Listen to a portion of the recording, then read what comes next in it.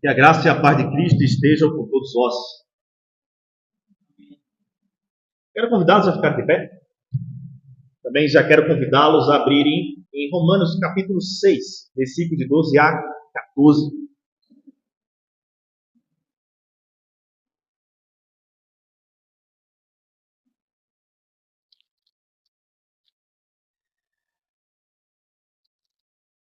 Romanos capítulo 6, versículo de 12 a 14.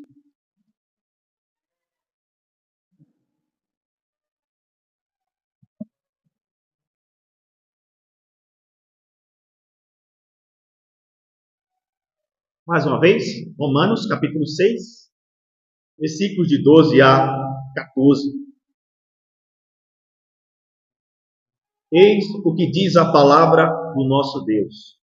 Não reine, portanto, o pecado em vosso corpo mortal, de maneira que obedeçais às suas paixões, nem ofereçais cada um os membros do seu corpo ao pecado, como instrumentos de iniquidade, mas oferecei-vos a Deus, como ressurreto dentre os mortos, e os vossos membros a Deus, como instrumentos de justiça. Porque o pecado não terá domínio sobre vós, pois não estáis debaixo da lei, e sim da graça. Seca-se a erva e murcha-se a flor. Podeis assentar.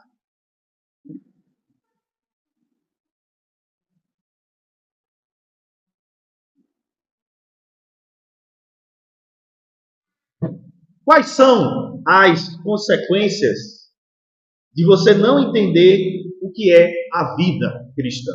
Pensando bem, quais as situações ou os resultados em não entender o pecado, a graça de Deus, a fé, a justificação pela fé exclusivamente em Cristo Jesus? Em suas vidas diariamente, quais são os frutos que vocês estão produzindo? O propósito dessas perguntas tem a ver com a falta do poder de Deus na vida dos cristãos. Porque, diante das fraquezas, o auxílio vivificador do Espírito Santo de Deus, ele tem sido muitas vezes menosprezado. No capítulo 6 aqui de Paulo aos Romanos, aparentemente, ele introduz um novo tema. Não que haja uma interrupção abrupta ou uma interrupção súbita, mas há uma pequena diferença. Uma transição no qual ele havia trabalhado a questão do fruto da justificação, que é a paz com Deus, para a santificação. O pecado que está mencionado tanto nos capítulos 5, ele é muito mais sobressalente aqui no capítulo 6. E a ênfase se volta da condição apenas legal para uma condição moral, espiritual. Não obstante, os capítulos 5 e 6, eles também estão relacionados bastante intimamente. Tão intimamente quanto a justificação e a santificação. Pois o Deus que declara justo o pecador, ao mesmo tempo derrama o Espírito santificador em seus corações, produzindo santidade. Mas aí vem duas questões bastante intrigantes para nós. Porque quais são os benefícios de uma vida que está sendo santificada pelo poder do Espírito Santo? Ou ainda, por que o cristão ele deve santificar-se e não viver sobre o domínio do pecado? Na época de Paulo, muitos especialmente haviam essas dúvidas, especialmente judeus e alguns ex-pagãos que haviam abraçado o judaísmo. Olhavam para a graça divina como uma única fonte de salvação de uma maneira muito estranha. Eles achavam que essa doutrina da graça de Deus era uma invenção do apóstolo Paulo. Para alguns, era como se aquele pregador muito eloquente ou muito falador, né, explicador, ou aquele evangelista, ele estava minimizando o valor das obras. Eles até afirmavam, diziam, se as obras não significam tão pouco, então por que nós devemos realizá-las? E além disso, eles também diziam, se a graça é tudo, então por que não pecar deliberadamente, lascivamente, a fim de dar oportunidade da graça operar? Pois bem, o capítulo 6 aqui de Romanos é essa resposta pronta de Paulo a esta fantástica distorção de sua apresentação divinamente inspirada por Deus sobre essa doutrina do pecado e também da graça.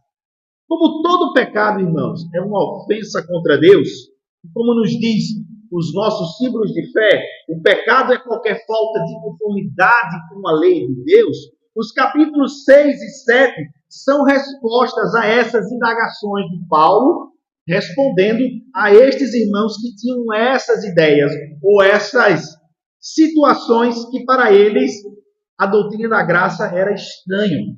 Então aqui ele abre exatamente esse parêntese, no capítulo 6 e 7, dando uma pausa na justificação do capítulo 5 e trata exclusivamente do perigo do antinomianismo e a má compreensão da graça.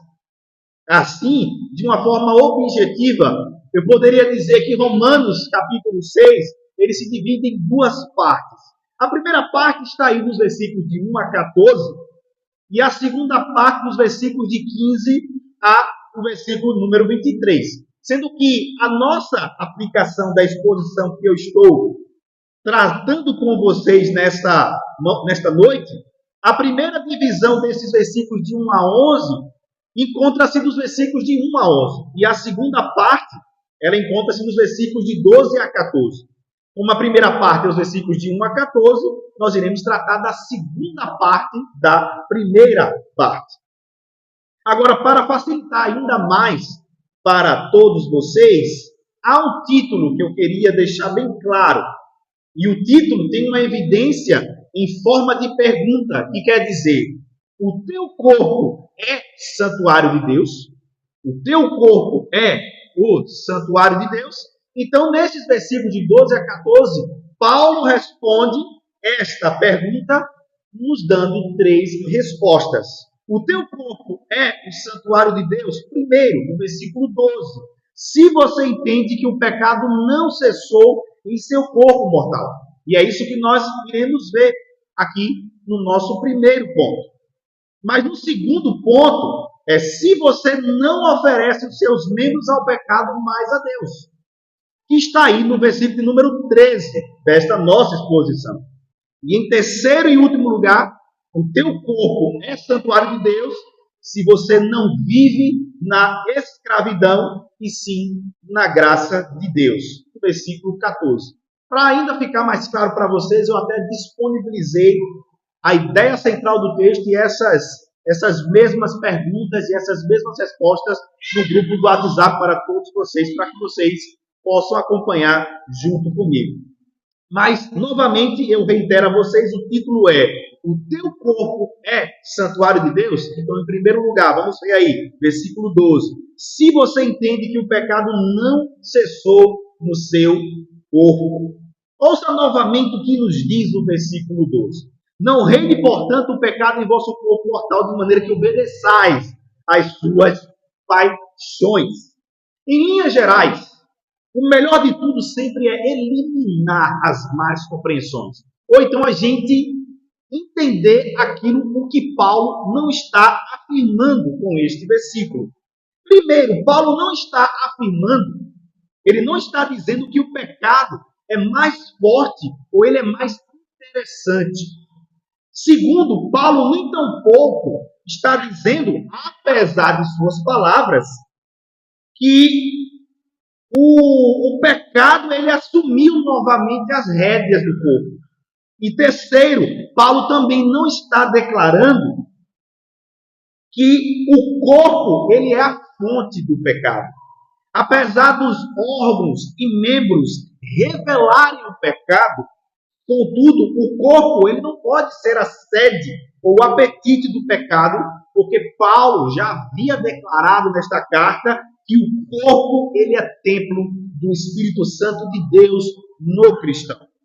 Resumidamente, o que Paulo está, na verdade, trabalhando aqui é a questão exatamente de duas falhas que há em não entender a doutrina e como a doutrina ela age na prática. Primeiro, Paulo está afirmando isso porque há alguns que sim interessam pela parte doutrinária, aqueles que até acordam com teologia sistemática do lado, bíblias de estudo do outro, e há, entre outros, que não se interessam por isso, mas vivem o cristianismo na prática que não conduz com a doutrina. Porque nestes versículos de 12 a 14, nós temos que entender que dos versículos de 1 a 11, Paulo havia declarado toda a doutrina da santificação. Então, com isso, aqueles que estão nem aí com essa parte doutrinária, eles, na verdade, apenas põem em prática. Por outro lado, aqueles que focam tanto na doutrina, mas esquecem de ir ao além disso. Ambos estão, na maneira separada, errados, pois as duas coisas são como duas verdades que andam de mãos juntas. Repare agora como Paulo, aqui usado pelo poder de Deus, ele vai nos dar argumentos preciosíssimos. Pois, antes de tudo, note bem como ele introduz toda essa questão. Ele começa com uma palavra que é uma conjunção chamada portanto. Ele vai dizer, não reine, portanto, o pecado em vosso corpo mortal. Com isso, ele está fazendo um elo de ligação. Está nos dando uma conclusão de que havia dito anteriormente. Ou seja, ele está aplicando com essa palavra todo o ensino. Agora, o que essa palavra ela se desenvolve com as razões que ele havia declarado anteriormente? Primeiro, o dever de aplicar as doutrinas aqui, no caso, é necessário à santificação. É um dever de aplicar. E segundo, interpretar as doutrinas bíblicas coerentemente. O perigo de não entender isso pode te condenar por achar que a maneira pela qual vivemos não nos interessa. Alguns até afirmam, olha, nós estamos no período da graça. Mas, por outro lado, há também o engano de ficar apenas no intelecto. Jesus, por exemplo, vai nos dizer, no capítulo 11 de Lucas, no versículo 28, antes, bem-aventurados são os que ouvem a palavra de Deus e as guardam. Por isso, o apóstolo Paulo está declarando uma grande exortação a todos nós nesta noite, a saber, como é que nós cristãos, qual é a nossa relação com essa questão do pecado, né? Qual é a nossa relação com o pecado? Primeiro, porque ele nos diz, não reine, portanto, o pecado em vosso corpo mortal. Observe que ele parece traçar aqui, nestas palavras, uma linha divisória entre a palavra nós e o corpo mortal. Note bem, ele não diz, não reine o pecado em vós. Nem ainda ele nos diz, não reine o pecado no corpo. Muito pelo contrário, mas sim ele diz, não reine, portanto, o pecado em vosso corpo mortal. A W. Tozer, nesse sentido, ele até vai dizer, tomem cuidado para não levar na brincadeira algo que Deus considera sério. O pecado, ele deve ser sim olhado pelo ângulo de que se eu não me cuidar, eu serei induzido a cair em seus enganos, em seus ardis. Embora essas palavras de Paulo podem até parecer à primeira vista negativas, por outro lado, elas também são positivas. Em acréscimo a isso, então, o que significa corpo que Paulo está colocando aqui? E o que este adjetivo da palavra logo a seguir mortal quer dizer em acréscimo a isso?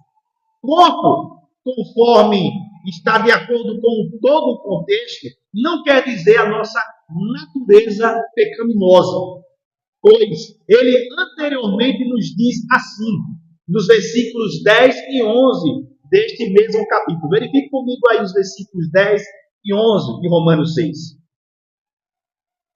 Romanos 6, 10 e 11 nos diz: pois quanto a ter morrido de uma vez para sempre, morreu para o pecado, mas quanto a viver, vive para Deus. Assim também vós, considerai-vos mortos para o pecado, mas vivos para Deus em Cristo Jesus. Tanto as expressões aqui, morreu para o pecado e considerai-vos mortos para o pecado, afirmam uma união com Cristo, tanto em sua morte como também em sua ressurreição. Nestes versículos de 1 a 11, o cristão é ligado a Cristo através do batismo, simbolizando uma união espiritual. E ele, o cristão, morre e ressuscita juntamente com Cristo. E é essa ideia que Paulo aqui está basicamente nos dando em evidência. E é por essa razão que ele vai afirmar veementemente no versículo 9: a morte já não tem domínio sobre ele, porque eu já me conformei com Cristo. E é por esta razão que o corpo aqui não pode significar a nossa natureza pecaminosa, mas sim, literalmente, o nosso corpo físico. Por isso, Paulo usa logo a seguir esse adjetivo mortal. Porque o corpo é mortal. É o corpo físico. É o corpo pelo qual ainda nós temos que padecer e temos que levar adiante. Ou seja, voltando para a questão da união com Cristo. Em sua morte e em sua ressurreição, no corpo, nós estamos mortos. Mas há algo aqui além. Nós estamos vivos espiritualmente. E assim, é por esta razão que Paulo diz: não reine o pecado em vosso corpo mortal. Não deixe com que o corpo mortal seja dominado pelas artimanhas e os ardis do pecado. Pelo contrário, pois seria uma incompatibilidade alguém viver de uma maneira viva e espiritual, mas, por outro lado, no corpo físico, cometer limpezas. Ou se achar melhor. A palavra aqui significa imoralidade ou iniquidade, porque é algo que a pessoa está fazendo injustiça contra o seu próprio corpo. Agora, com isso, eu não estou afirmando, irmãos, que a luta diariamente que nós estamos contra o pecado, ela foi cessada. Muito pelo contrário, pois em diversos contextos parece que até o pecado, agora que nós estamos espiritualmente vivos, parece que o pecado tem mais força, tem mais vivacidade em nós. Obviamente, irmãos, que isso na verdade é pura aparência. Porque o pecado ele pode até tentar dizer algo a você, ele pode até tentar exigir de você. E é por isso que Paulo diz: não reine o pecado em vosso corpo mortal. E sabem por quê? Porque antes de tudo, vocês não devem olhar para as demandas do pecado, mas sim naquilo que o seu corpo ele é morto. Considere o seu corpo morto, considere a sua fraqueza. É por isso que Paulo vai dizer: quando eu sou fraco, enquanto eu sou forte. É a maneira pela qual nós devemos nos conscientizar que nós somos falhos, pobres e pecadores. Mas, por outro lado, Deus é a minha fortaleza e o meu refúgio. Agora, observem como os nossos teólogos de Westminster, no Catecismo Maior, na pergunta 75, o que é a santificação, eles nos dizem: santificação é a obra da graça de Deus pela qual Deus escolheu para serem santos, são nesta vida, pela poderosa operação do seu Espírito, que aplica a morte e a ressurreição de Cristo, renovados no homem interior, segundo a imagem de Deus, tendo a semente do arrependimento que conduz à vida, e de todas as outras graças salvadoras, implantadas implantadas no coração deles, de tal modo estimuladas e fortalecidas, que eles morrem cada vez mais para o pecado e ressuscitam para a novidade de vida. A importância desta doutrina é que, por um lado, muitos caem em achar que o pecado, eles são muito mais fortes, eles são muito mais atraentes, ou os ardis deles, os argumentos deles são muito mais poderosos. E aí eles esmorecem cada vez mais na fé.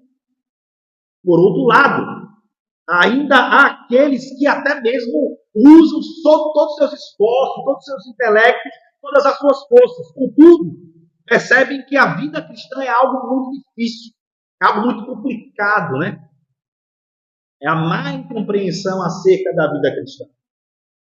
Sendo que, quando botam cada vez mais energias e forças, parece que elas vão se esgotando cada vez mais. E é aí que eles naufragam na fé. Mas qual é o entendimento certo aqui? Volte os olhos comigo, o que nos diz aqui na pergunta 75 do nosso Catecismo Maior de Westminster. Ele vai nos dizer que é pela poderosa operação do seu Espírito que aplica a morte e a ressurreição de Cristo Jesus a todos nós. E ele ainda vai reiterar, dizendo que o homem interior está sendo renovado segundo a imagem de Deus, tendo as sementes do arrependimento que conduz à vida e as outras graças salvadoras implantadas no coração, de tal modo que elas são estimuladas e fortalecidas. Não é pelos meus esforços, não é pelos seus esforços, não é pelo intelecto, não é pela justiça própria, é pelo poder de Deus, é por Cristo Jesus, e nada mais.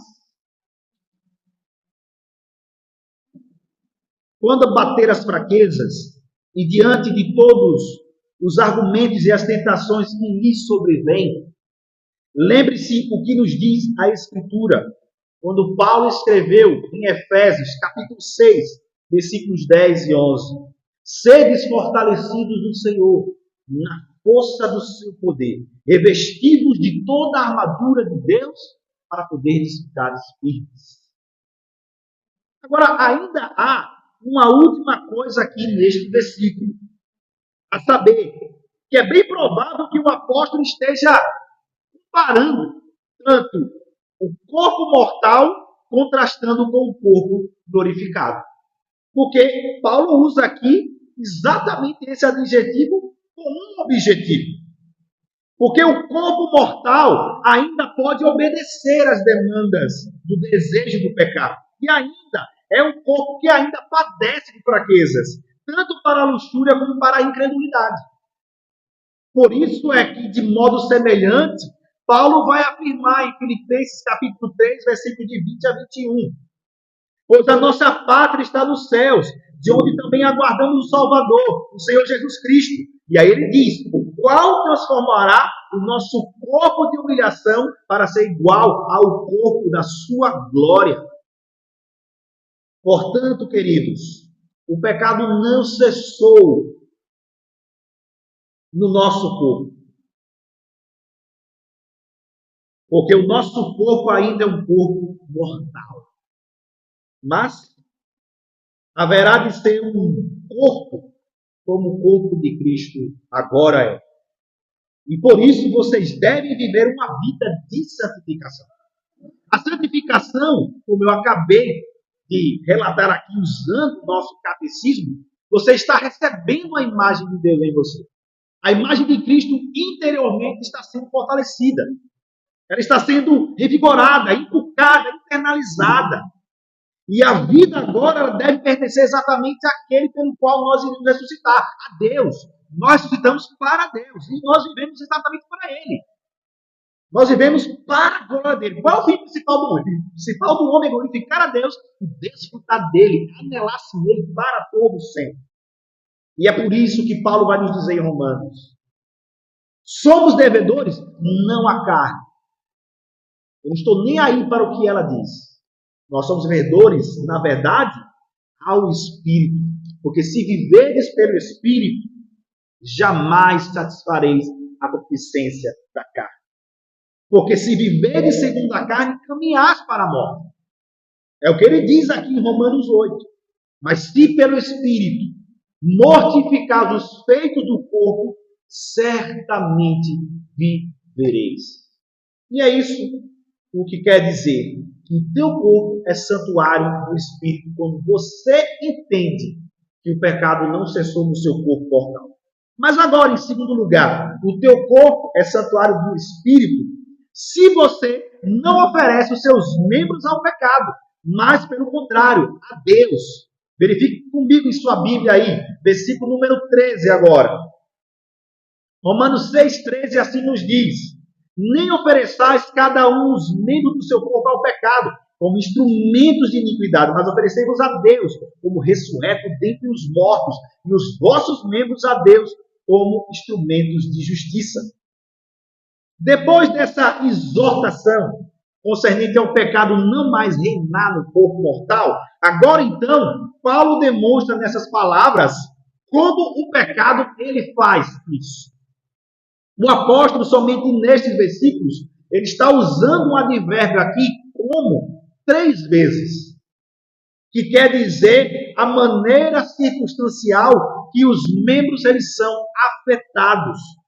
Antes de entrarmos novamente, eu reitero a vocês o versículo 12, porque Paulo ele vai dizer no versículo 12, não reine, e ele vai dizer, de maneira que não obedeçais às tuas paixões. Sabemos, como foi dito anteriormente, que nesta ocasião, o pecado ele está sendo basicamente personificado por Paulo. Parece até que Paulo está dizendo que o pecado ele é um rei, ele é um senhor, né, que dita ao corpo mortal. Ou ainda, a maneira que ele vai reinar é exatamente lançando exatamente essas paixões.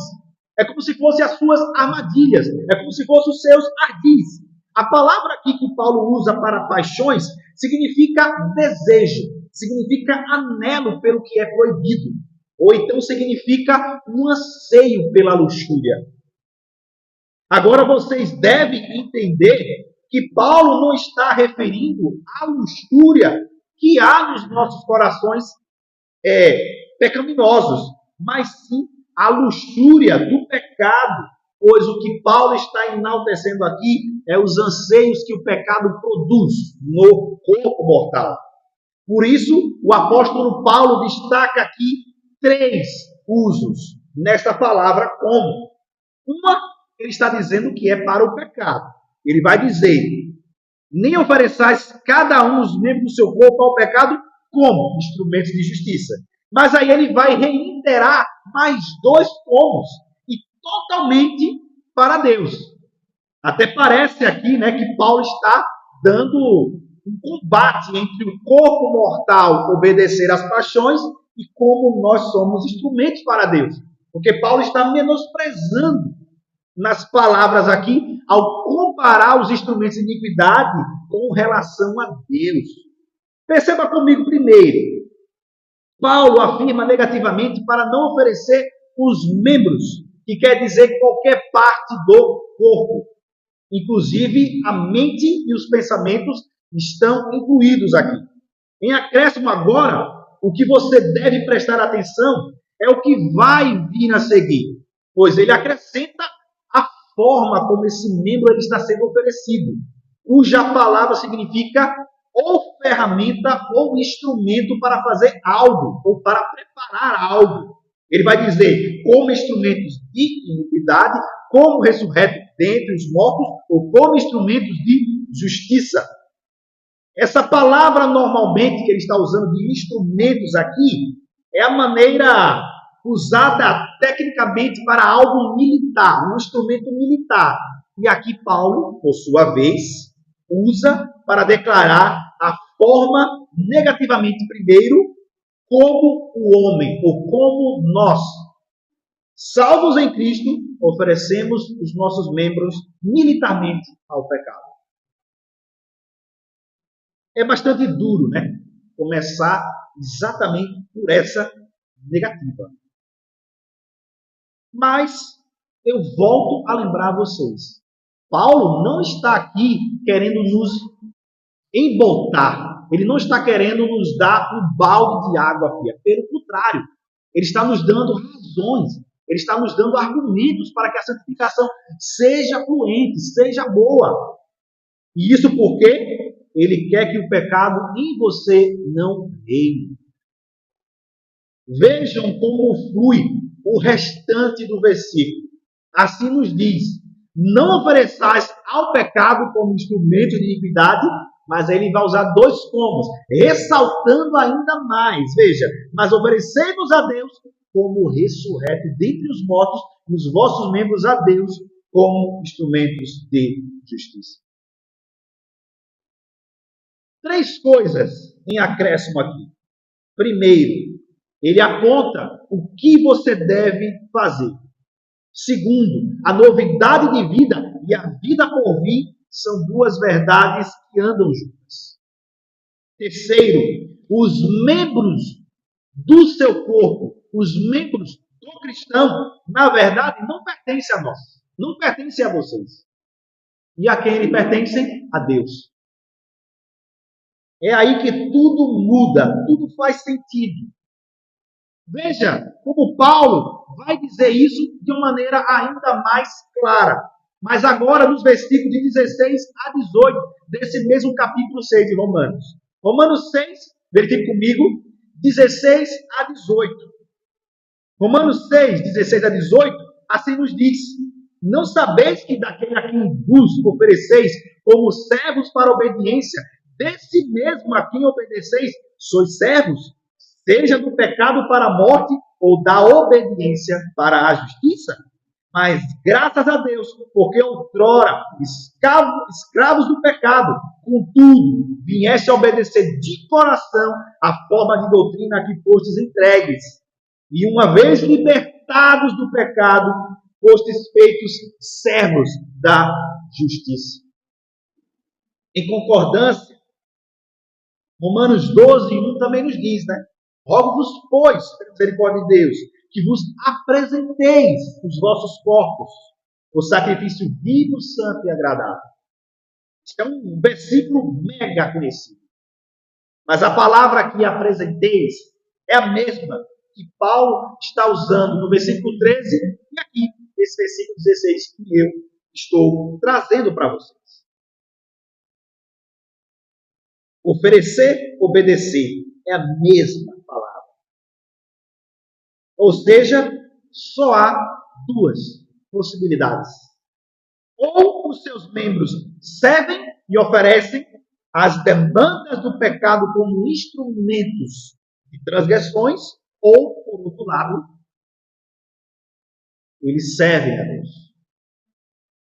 E ainda, Paulo também usa nesse versículo 13 a mesma palavra, exatamente para colocar os dois lados sobre a questão aqui. É como se Paulo estivesse dizendo que a palavra justiça, nos dois lados dessa questão, estivesse em luta, em combate. Porque uma justiça é aquela que procede de Deus, e a outra justiça é aquela que procede do pecado. Sendo que, no caso do pecado, a palavra que ele usa é uma antítese. É uma contradição, ou então é um lugar que ocupa a outra. Seria mais ou menos como se Paulo estivesse dizendo assim, nessas palavras: nem ofereçais cada um os membros do seu corpo ao pecado como instrumentos de injustiça ou anti-justiça, mas oferecei-vos a Deus, o ressurreto entre os mortos, os vossos membros a Deus, como instrumentos de justiça. A palavra é a mesma. O que muda é porque tem antes na outra, enquanto que ela permanece a justiça de Deus. É como disse John Owen: se você está lutando contra o pecado, está vivo, anime-se. Mas se o pecado domina sem oposição, você está morto. Não importa o quão vivo esse pecado o faça sentir. Novamente, se você está lutando contra o pecado, anime-se. É sinal que você está vivo. Mas se o pecado domina sem oposição, você está morto. Não importa o quão vivo esse pecado o faça sentir. O seu corpo é o santuário do Senhor. Com essas palavras, se você oferece os seus membros a Deus por completo. Não é apenas uma parte dela. Não é apenas um único produto. Não é um único órgão. É todo o nosso corpo. Todas as nossas emoções, todas as nossas afeições, os nossos olhos, nossa boca, o que você faz, o que você deixa de fazer ou ainda o que você consome. É por isso que a Escritura vai dizer: quer comais, quer bebais, ou façais outra coisa qualquer. Fazei tudo para a glória de Deus. Agora, há algo ainda que está implícito aqui. Pois quais são os benefícios que o cristão tem ao oferecer os seus membros para a justiça? Eu respondo usando novamente o nosso catecismo maior, mas agora na pergunta 77. O que difere a justificação da santificação? É algo muito fortalecedor saber disso. E sabe por quê? Porque você vai saber que oferecer os seus membros como instrumento de justiça há vários benefícios. Então a pergunta 77, o que difere a justificação da santificação, nos diz: ainda que a santificação seja inseparavelmente unida com a justificação, contudo, elas diferem nisto. Primeiro, a justificação, Deus imputa a justiça de Cristo a nós. E na santificação, o seu Espírito infunde a graça e dá forças para exercê-la. Na justificação, o pecado é perdoado. Na santificação, ele é subjugado. Pois na justificação, ele liberta todos os crentes, igualmente, da ira vingadora de Deus. E isso perfeitamente nesta vida, de modo que eles nunca mais caem na condenação. Na santificação, esta não é igual em todos os crentes. Nesta vida não é perfeita, mas vai crescendo para a perfeição. Ou seja, a santificação é o poder onipotente de Deus vivificando o pecador. E ainda condena o pecado em seus membros. Oferecer os seus membros para a justiça é o mesmo que você dizer: não reine o pecado em mim. E mesmo que seja imperfeito nesta vida as nossas santificações a Deus, a maneira que nós santificamos é nos conformar com Cristo e assumir Cristo dentro do nosso interior, pelo poder do Espírito Santo, isso nos ajudará a seguir para uma vida de perfeição. Além disso, na santificação, nesse sentido de oferecer aqui os nossos membros como justiça, ela é o processo pela qual a graça de Deus está sendo infundida em seu coração.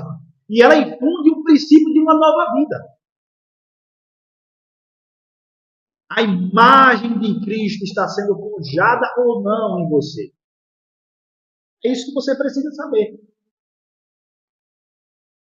Agora, o processo da santificação consiste em duas coisas. Primeiro, é eliminar todos os princípios do mal que ainda infectam. É isso que Paulo está dizendo aqui. Não ofereçais cada um. Ele até diz, cada um. Não é uma única parte, todas elas, cada uma. Não ofereçam o pecado. Mas aí vem a segunda questão, que é o nosso crescimento espiritual nos membros. É uma conformação à imagem de Deus em nós.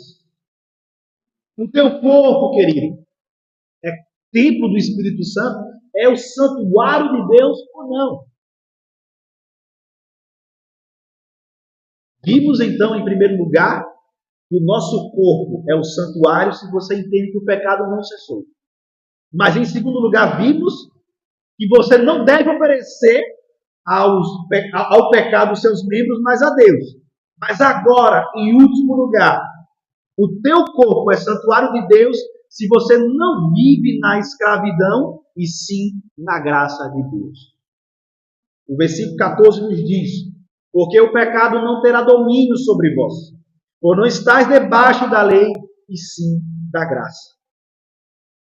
Com essas palavras, Paulo está nos dando duas respostas ou duas razões com o fim deste princípio da santificação, afirmando exatamente isso.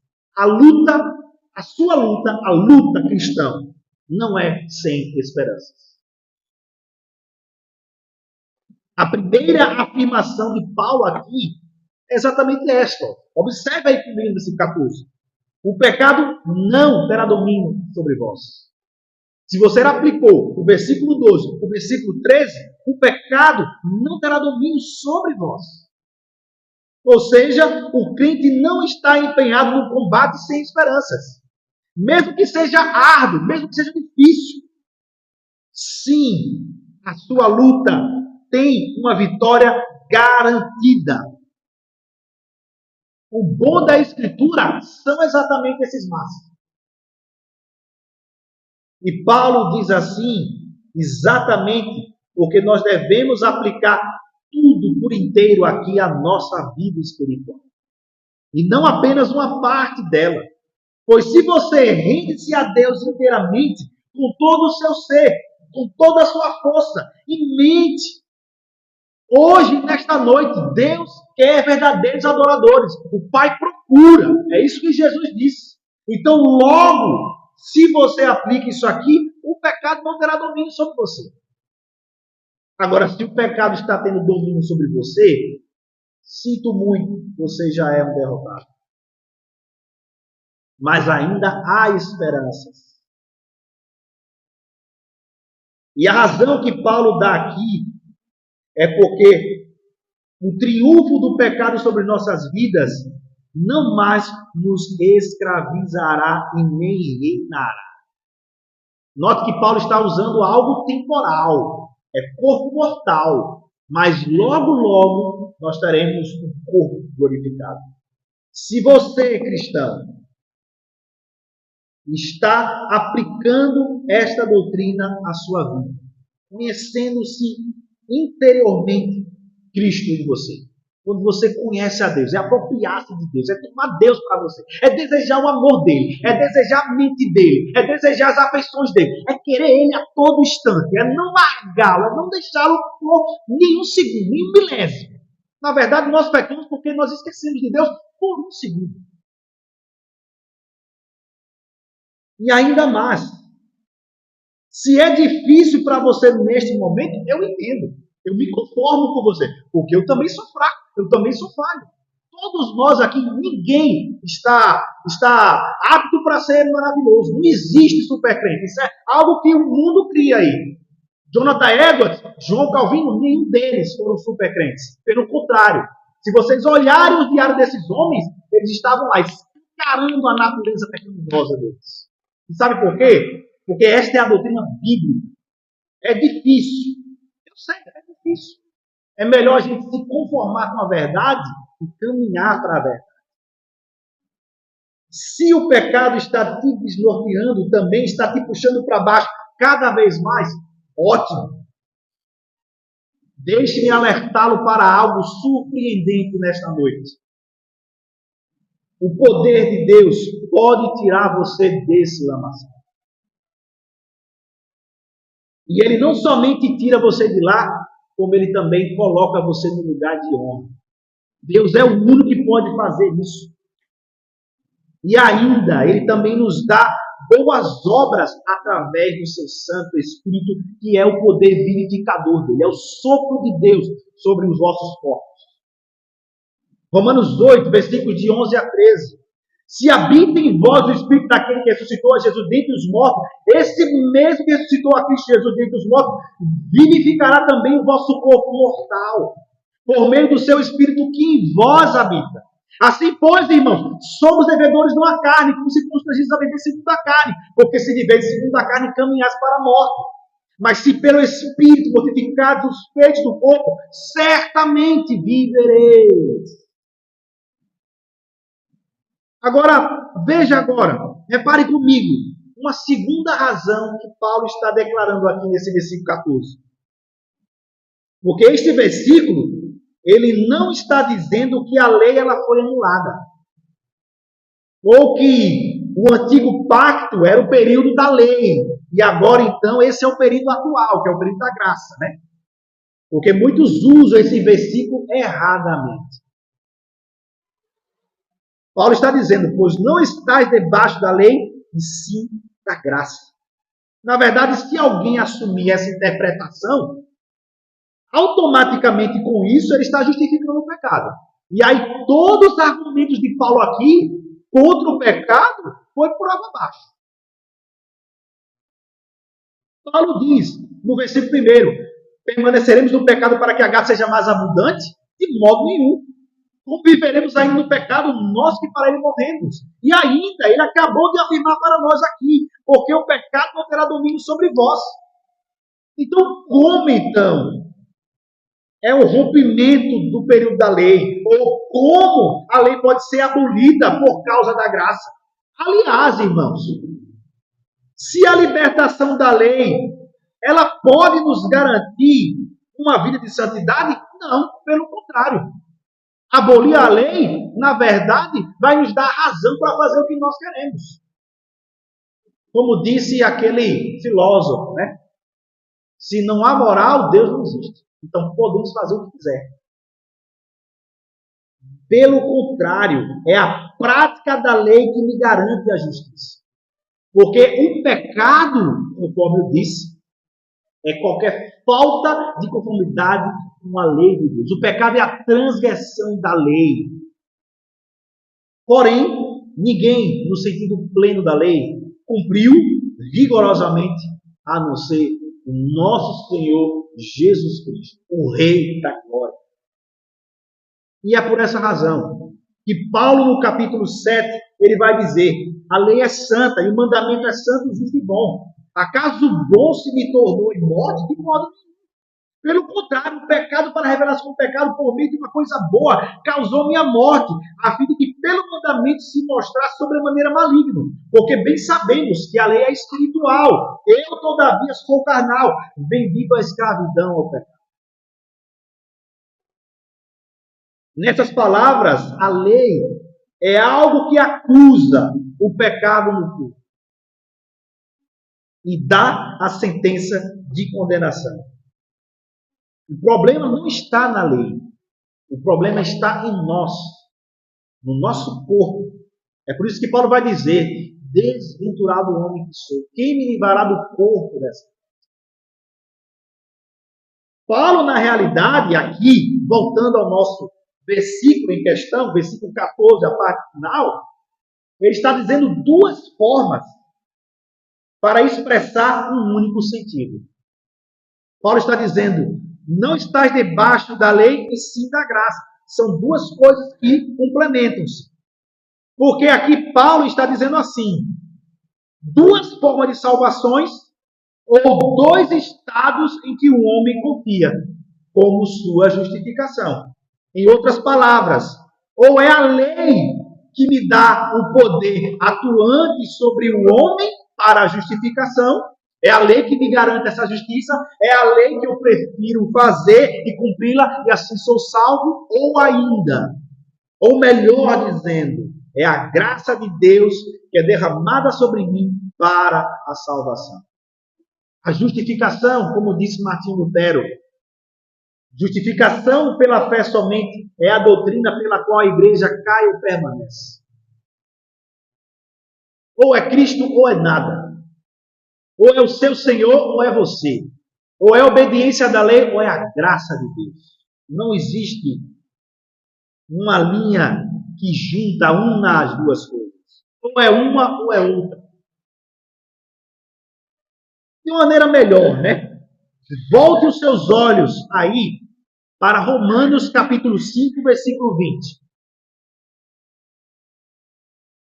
Romanos 5, versículo 20, Paulo ele vai afirmar: sobreveio a lei para que abundasse a ofensa, mas onde abundou o pecado, superabundou a graça.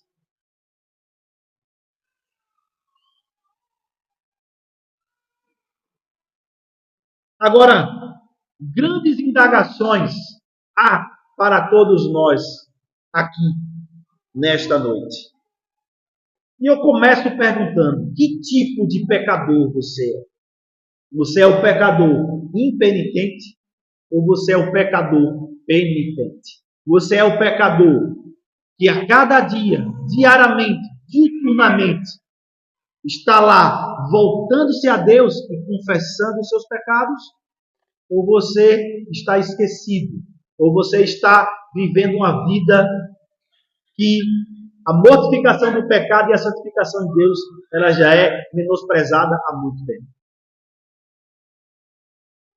Na verdade, eu poderia até perguntar de maneira melhor: os seus membros são instrumentos de iniquidades ou eles são instrumentos de justiça?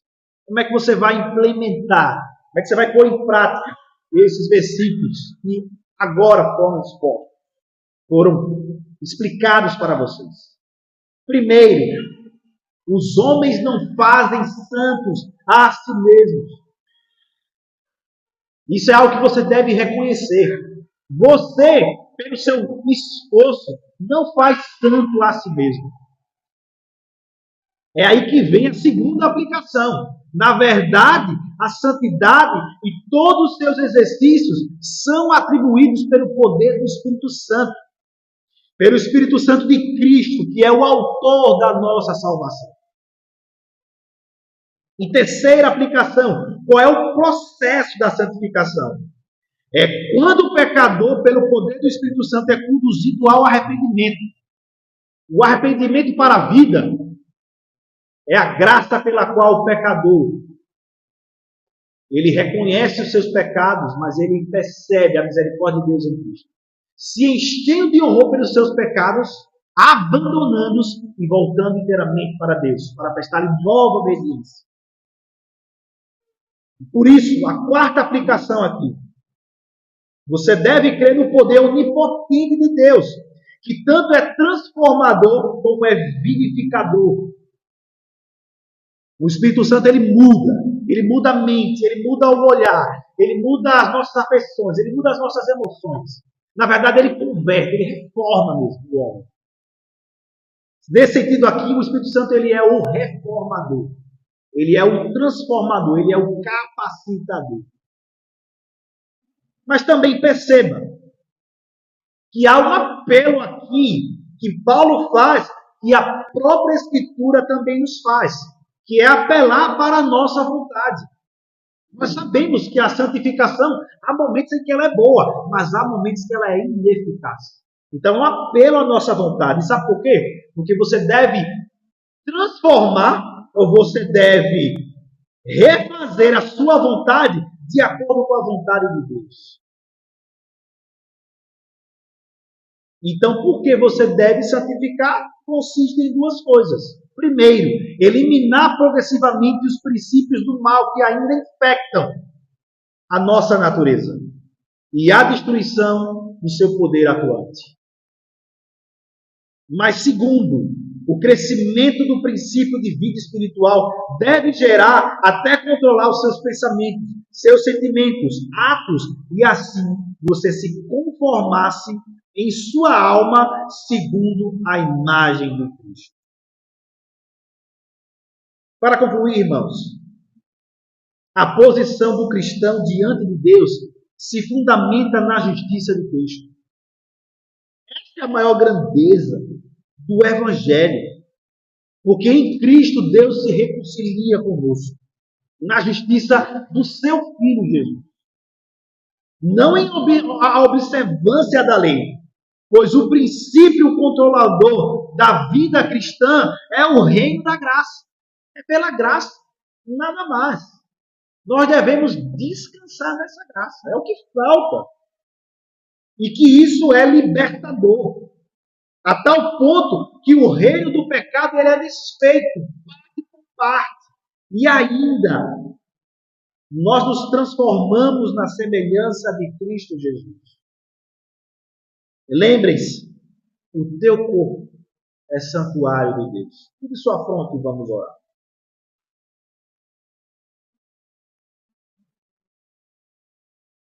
Pai Santo, aqui neste momento nós te oramos e bendizemos o teu nome. Te agradecemos pela tua palavra, Deus, e também pelo teu grande amor para conosco. Seja conosco, ó Deus, porque nós somos duros de corações. Ainda somos meninos, crianças, que precisamos desse leite espiritual. Mas, Pai, transforma-nos, dá-nos o teu Espírito, nos convence de toda a injustiça que cometemos contra ti. Mas também, ó Pai, nos dá luz, nos dá vida, nos dá Cristo em nós, para que nesta terra, para que neste mundo nós sejamos luz da alma. Para a honra e glória do teu santo nome te oramos e bendizemos e te agradecemos por esse culto que a ti oferecemos. Em Cristo Jesus, o nosso Senhor e Rei da glória, é assim que nós te oramos. Amém.